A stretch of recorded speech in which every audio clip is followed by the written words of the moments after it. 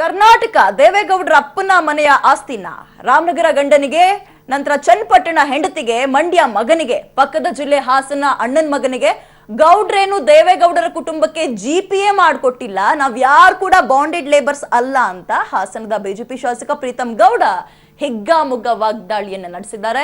ದೇವೇಗೌಡರ ಕುಟುಂಬಕ್ಕೆ ವೋಟ್ ಹಾಕಿದ್ರೆ ಅದು ಪ್ರೈವೇಟ್ ಪ್ರಾಪರ್ಟಿ ಆಗತ್ತೆ, ಪ್ರೈವೇಟ್ ಪ್ರಾಪರ್ಟಿ ಇದ್ದಾಗೆ ಅದು. ಬಿಜೆಪಿಗೆ ವೋಟ್ ಹಾಕಿದ್ರೆ ಅದು ದೇಶದ ಅಭಿವೃದ್ಧಿಗೆ.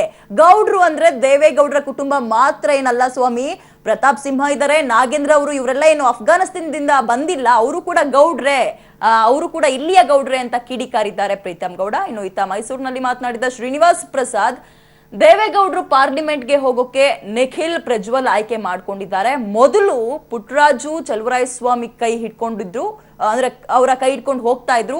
ಈ ವಯಸ್ಸಲ್ಲಿ ಪಾರ್ಲಿಮೆಂಟ್ಗೆ ಹೋಗೋಕೆ ಮೊಮ್ಮಕ್ಕಳನ್ನ ಆಯ್ಕೆ ಮಾಡ್ಕೊಂಡಿದ್ದಾರೆ ಅಂತ ವ್ಯಂಗ್ಯವಾಡಿದ್ದಾರೆ. ಇವ್ರಿಗೆಲ್ಲದಕ್ಕೋಸ್ಕರ ಒಬ್ಬ ಮಗನಿಗೆ ನಮ್ ಕಡೆ ಹೇಳ್ತಾರೆ, ಮೇಲ್ಗಡೆ ಹೊಲ ನಿನ್ಗೆ, ಕೆಳಗಡೆ ಹೊಲ ನಿನ್ಗೆ, ಮಧ್ಯದ ಹೊಲ ಅಣ್ಣ ನಡ್ಕೊಂಡು ಹೋಗ್ಲಿ ಬಿಡಪ್ಪ ಅಂತ.